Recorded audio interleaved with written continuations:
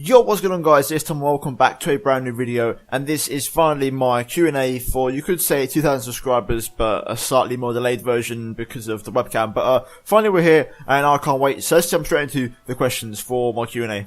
So first of all, if I do read anyone's names wrong, then I do apologise, but some names are tricky to read, so yeah, I apologise for that, and also I've got one questions on my screen just below me, so if I do look down, then now you know why, so let's jump straight into the questions. So the first question comes from Tommy2808, and he says, who is my favourite YouTuber?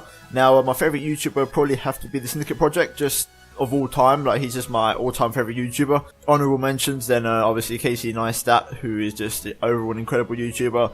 You know, even KSI, back like when he used to upload more consistently, I really enjoy. And then, to be honest, the Cybermen are all really decent as well, and there's some decent vloggers out there. So overall, I've got quite a few selections, but then in terms of F1, I'd probably say Arava mainly because he's got a higher standard of editing, and then obviously Ben as well, considering, you know, how well he maintains his YouTube channel. But overall, just in terms of YouTube by itself and just out of all the channels there, it's got to be Syndicate all day, every day.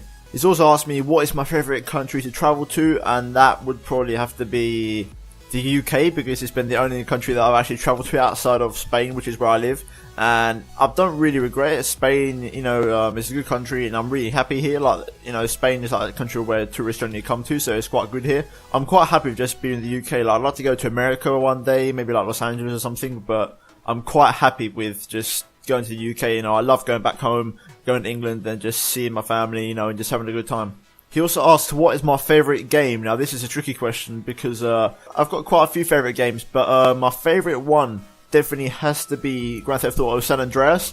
That game I played so many hours of. It was unbelievable. I spent so much time on that game on the PS2, and that's definitely my favourite game out of all time, probably. Like, I've had so many good games, but that one's definitely the best one that I can think of right now off the spot. And finally, he asks, what is the funniest movie in my opinion? And I've got to say, this one, it's not so much a movie, it's more a series, like just like any like series you watch on Netflix or whatever on TV. It's a series, and it's called Only Fools and Horses, and it's just a British comedy series, and it is so funny. Like, I love that to pieces so much. I've watched every single episode. It is so good, and I honestly have a blast like watching that, and I laugh so much. It's so funny. So if any of you understand British comedy or British humour, then definitely go watch that. It's really funny. I definitely recommend it. Next up, Fraser asks, what is my opinion on XMAG testing F1 2016? Now, obviously, if you guys know, F1 Codemasters are doing a beta test later on this month, I think, like late mid-March sort of time, for some F1 YouTubers. And in terms of Matty, the 4 YouTubers that are going are Matty, Arava, Tim McMarluk, Ben, and Tyrrell Limitless. Those are the 4 guys who have been selected, along with other people from the general public, to go test out a beta version of F1 2016 up in Birmingham. And I think it's a good move from Codemasters. You know, like, I don't really have much to say, but the beta it's going to be a good thing, right? Because people get to test the game beforehand. You know, they can like sort of weigh up their expectations. They can see an early preview of what the game's going to be like, and I think it's just good for everyone, really. And the fact that they're holding a beta goes to show that the game is somewhat in development, which is a good sign, considering, you know, Codemasters games have been a bit dodgy recently. So yeah, that's about it. Just good things generally. It's a good thing to see.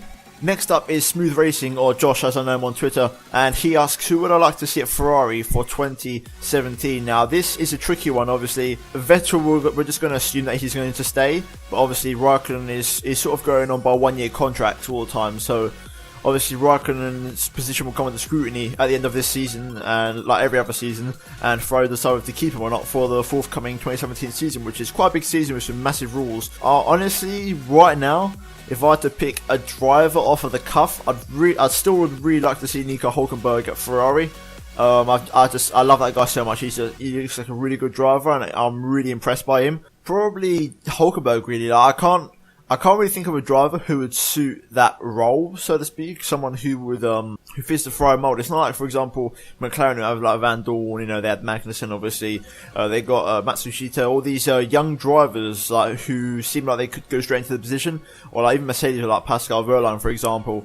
I can't see with Ferrari, really. I mean, you could say like the guy who was meant to go in there was Jules Bianchi, but obviously we all know what happened there, unfortunately. So I'm not sure. I'll probably just have to say Hülkenberg as a name, just to say. So probably Vettel and Hülkenberg, I'd say, probably be the partnership for 2017.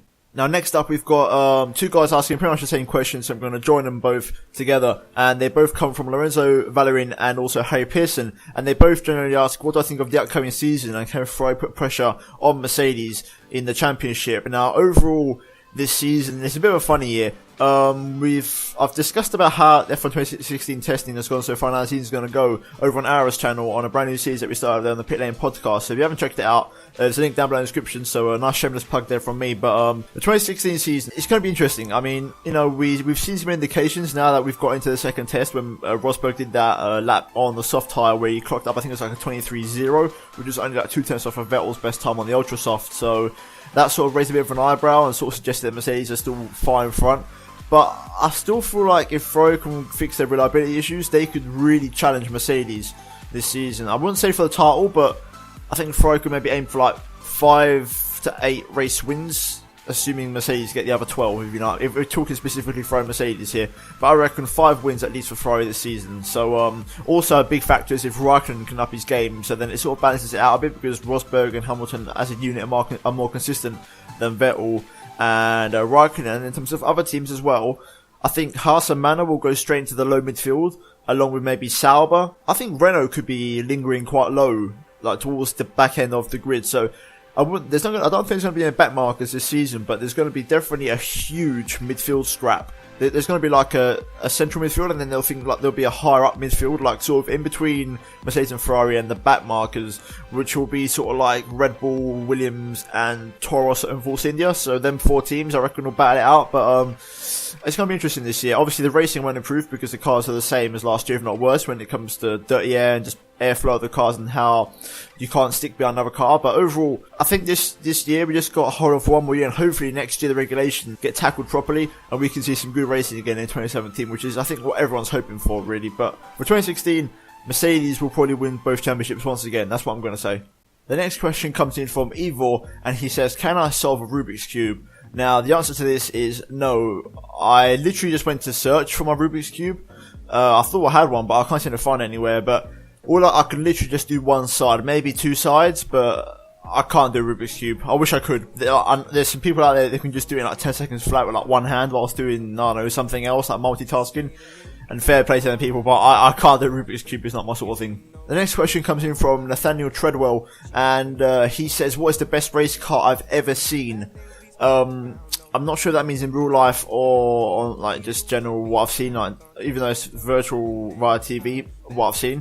Definitely the Ferrari F2004. The 2004 Ferrari was the most beautiful F1 car that I've ever seen, and I'll stand by that statement until the day I die unless something radical happens in Formula 1. Some other honourable mentions, I was always a big fan of like the Arrows cars back in the 2000s with the orange colour scheme, and also the Jordan. The Jordan was always a lovely car to look at. And in terms of like nowadays, I definitely think the Ferrari have always had a decent looking car. And also, I will say this season, the Manor car is beautiful. I love the Manor car. The Manor car this season is a really nice car. Definitely the best car on the grid by a country mile. The contrast between the red and the blue is just lovely to look at. And it's nice to have some colour on the grid. Like when that car was released, everyone was so pleased to see Manor actually bother with a colour scheme this season for their car and just give a bit of colour to the grid. And also Renault as well. Renault always seem to have nice liveries, so obviously right now they're running just basically a full black livery for testing, but they've said that they'll put more yellow onto the car by Melbourne. So hopefully, if it's along the lines of like 2010 Renault, then hopefully fingers crossed we can have a couple of nice cars on the grid. The next question is from Jordan Wilson, and he asks, what if I had to bring a car back from 2000 to 2002, what car would I bring back, or what team? There's quite a few teams I'd bring back, but I think it'd be a toss-up between Jordan or Minardi. I can't really pick between the two, but I'd love to see one of them cars back, whether it's the famous Batmark and Minardi that everybody loves, or the famous yellow car, which is Jordan. So, yeah, one of them two would definitely be what I'd fancy on the grid. The next question comes in from Fake Psych Morgan. I mean, obviously that's not his real name. Morgan, I'm guessing, is the only part of it. That's real. But he asks, why am I currently living in Spain? And also keep up the great work. So thank you for that. But I live in Spain because we moved here when I was 3 years old. I didn't really have much of an influence in the decision at the time, back in 2001. So it's a long time ago now. Back in 2001, it seemed the right thing to do, like for my parents, in terms of like going forward in life and business and whatnot. little did I know that Spain would become the country it is now in terms of how financially unstable it is and the struggles it currently has. But it's definitely an intention of mine to go back to the UK, so hopefully, I don't know, maybe in a couple of years' time that might be a thing. But for now, you know, I'm out in Spain. I can't complain, the weather's good, but other than that, there's not really much else to it. It's probably too hot for my liking, but either way, still really good. I'm not going to complain. Next up is from Jack Pico, and he asks, who would you rather shag? I'd probably say, it was between Carmen Horder and Jennifer Bex, and I'd probably say Jennifer Bex. Yeah, I think I'd probably go for Jennifer Bex over Carmen Horder, because even though Carmen Horder's pretty, that's about it. There's not much more going on, if you know what I mean. So, yeah, probably Jennifer Bex.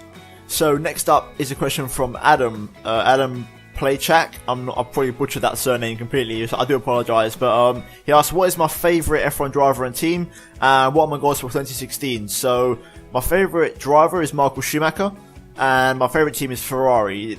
I think them two sort of explain themselves and they go together, so you guys can probably figure that one out. Secondly, my goal for 2016, which I'll probably just put on screen, like down the bottom here, so I think, I don't know if I'm doing this right, but I'll put it down here on screen right now. It's a tweet I put out on New Year's Eve or New Year's Day, I can't remember, and it was to hit 10,000 subscribers by the end of the year. So I'm going to push on for that target, and hopefully 10,000 by the end of the year would be absolutely magnificent, and it'd just be nice to see 5 digits on my subscriber counter on my YouTube dashboard. So fingers crossed that all goes well, and we can move on to bigger and better things in the following years to come.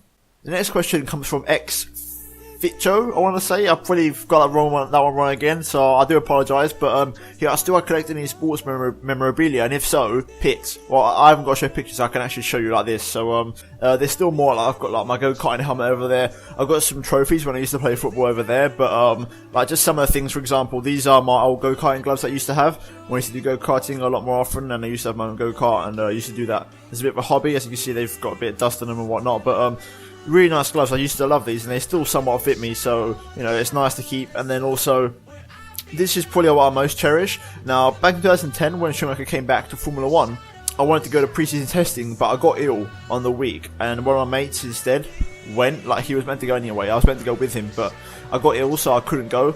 So what happened was, he went up there, and I asked him for a Schumacher autograph, and I think, to this day, I feel like I'm not 100% sure if it's legitimate or not. I mean, there's the thing.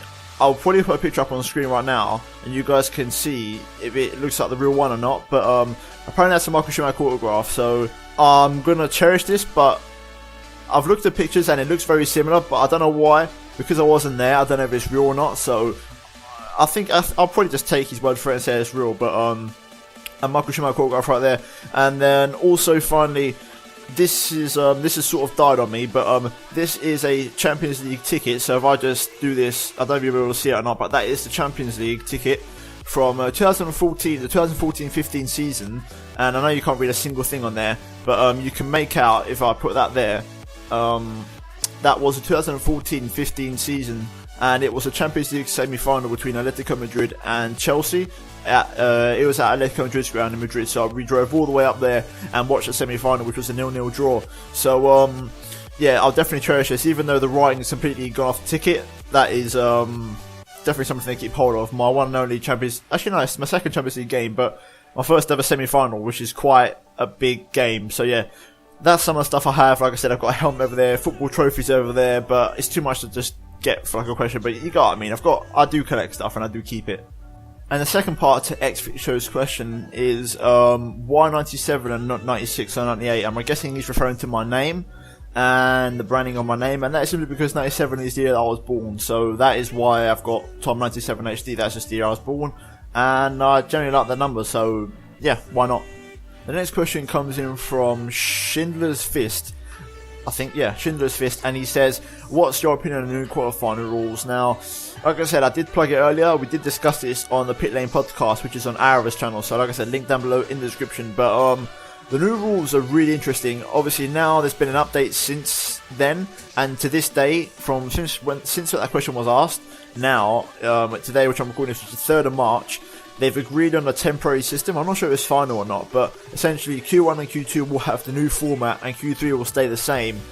And I've got to say that it's not a bad idea. I mean, I like change, sometimes, you know, in Formula 1 I'm quite against change, but I was there's generally a big split with the new qualifying rules, and I was actually quite in favour of them, but I feel like there's a lot of cons though. If they can iron out the creases and make it work, then I think it'd be a really good thing for F1, but I can't see it happening, unfortunately. I think there's just too many knickknacks involved with it. But in terms of the temporary system with the updated Q1, Q2 and keeping Q3 the same, I reckon that could work actually, and I think that should be how the rules should work. But overall, yeah, it's a good thing, but I think F1 has far more pressing issues. And finally, Chora 1998, I think that's how you pronounce the name.